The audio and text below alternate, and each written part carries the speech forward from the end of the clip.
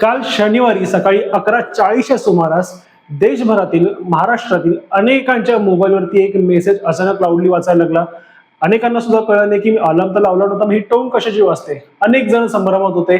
अनेक नंतर मेसेजेस फिरायला लागले, मीम्स फिरायला लागले, जोक्स त्याच्यावरती फिरायला लागले.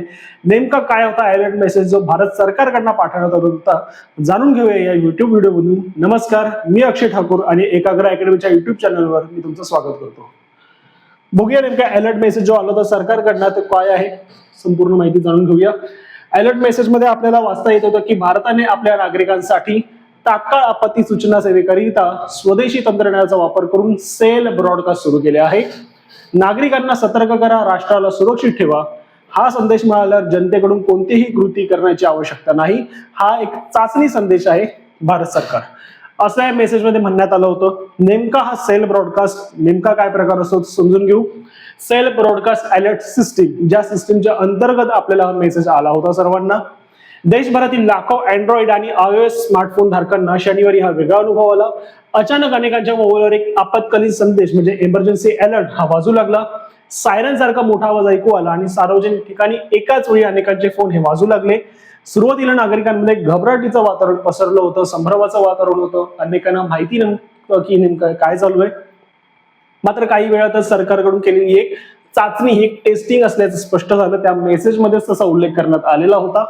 भारत सरकारने स्वदेशी तंत्रज्ञानाचा वापर करून सेल ब्रॉडकास्ट अलर्ट सिस्टीमची चाचणी सुरू केलेली आहे आणि ही यंत्रणा भविष्यात नैसर्गिक आपत्ती किंवा धोक्याच्या वेळी नागरिकांना सतर्क करण्यासाठी वापरली जाणार आहे, असं सरकारकडनं म्हणण्यात आलंय. सेल ब्रॉडकास्ट अलर्ट सिस्टीम म्हणजे नेमकं काय, तर ही एक हायटेक आपत्कालीन सावधानतेचा इशारा देणारी एक सिस्टीम आहे, प्रणाली आहे. याच्या माध्यमातून सरकार कोणत्याही आपत्तीच्या वेळी किंवा धोक्याच्या परिस्थितीमध्ये थेट मोबाईल फोनवर, सर्वसामान्य नागरिकांच्या मोबाईल फोनवर कोणत्याही इंटरनेटचा वापर न करता किंवा इंटरनेट चालू असण्याची गरज नसताना अलर्ट पाठवू शकते. याचा वापर भूकंप, सुनामी, वीज कोसळणे, पूर, गॅस लिकेज किंवा रासायनिक धोके तसेच इतर मानवनिर्मित जे काही आपत्ती असतील किंवा नैसर्गिक आपत्ती असतील त्या प्रसंगांमध्ये या सिस्टीमचा वापर करण्यात येईल. सेल ब्रॉडकास्ट अलर्ट सिस्टीम ही सिस्टीम काम कशी करते समजून घेऊ. तर ज्या वापरकर्त्याच्या फोनवर हा मेसेज येतो त्यांच्या मोबाईलवर सायरन सारखा मोठमोठा आवाज होतो, स्क्रीनवरती एक फ्लॅश मेसेज दिसतो, वापरकर्त्यांना तात्काळ आपत्ती इशारा मिळतो आणि ही प्रणाली विशेषतः प्रभावित असणाऱ्या भागांमध्ये लोकांपर्यंत तात्काळ माहिती पोहोचवण्यासाठी वापरली जात असते.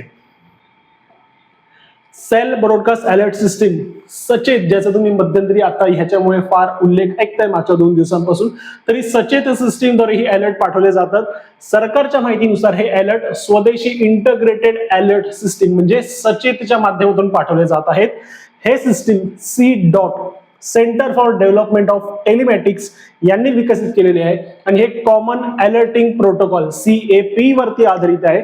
आणि हे कॉमन अलर्टिंग प्रोटोकॉल ह्याची शिफारस इंटरनॅशनल टेलिकम्युनिकेशन युनियन ITU यांनी केलेली आहे की जेणेकरून अशा धोक्याच्या वेळी, आपत्तीच्या वेळी थेट नागरिकांपर्यंत सरकारकडनं माहिती पोहोचवली जावी, अलर्ट पाठवले जावे. त्याचं रिकमेंडेशन इंटरनॅशनल टेलिकम्युनिकेशन युनियन यांच्याद्वारे केलेले आहे, ज्याच्या अंतर्गत भारत सरकारने ही प्रणाली आता विकसित केलेली आहे. सेल ब्रॉडकास्ट अलर्ट सिस्टीम का पाठवले जात आहेत, तर सरकार देशभरातील मोबाईल नेटवर्क आणि अलर्ट सिस्टीमची विश्वसनीयता तपासू इच्छित होती.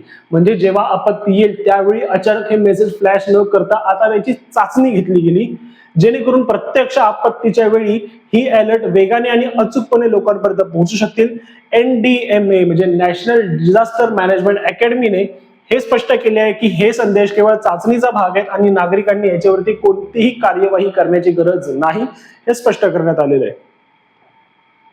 Sale broadcast alert system on किंवा ऑफ कशी करावी, अनेकांना हा प्रॉब्लेम असू शकतो की काही जण कॉन्फरन्समध्ये असतात, कोणी महत्त्वाच्या मीटिंग मध्ये असतात, त्यावेळी जर असा फोन वाजला तर ते फार अनप्रोफेशनल होऊ शकतं. जर अशी टेस्टिंग वारंवार होऊ लागली तर मग ही सेटिंग ऑफ करता येऊ शकते का, तर हो, अनेकांना ही सिस्टीम त्यांच्या मोबाईलमध्ये ऑफ करता येऊ शकते.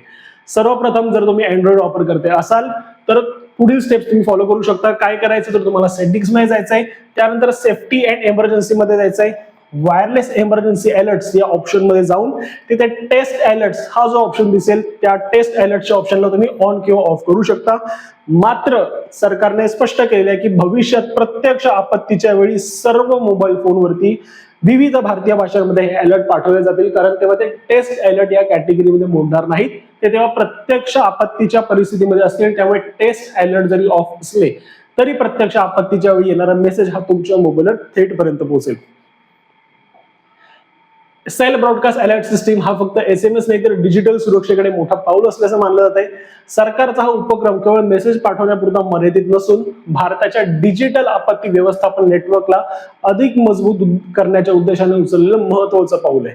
त्यामुळे सरकारने या आपत्तीच्या प्रसंगी जेव्हा वेळ उडवेल आणि जेव्हा महत्वाचे मेसेजेस, महत्वाची माहिती थेट लोकांपर्यंत पोहोचवायची असेल, त्याची चाचणी यशस्वीरित्या पूर्ण केलेली आहे. पण देऊ न करू अशी आपत्ती आणि असे प्रसंग देशावरती कधी येऊ, पण जर कधी आलेच तर त्या प्रसंगी नागरिकांमध्ये कोणतीही घबराट न पसरता, कोणत्याही अफवा न पसरता ह्याच्यावरती व्यवस्थित सरकार काम करू शकेल आणि त्या दृष्टिकोनाने महत्वाचं पाऊल मानलं जात आहे. धन्यवाद.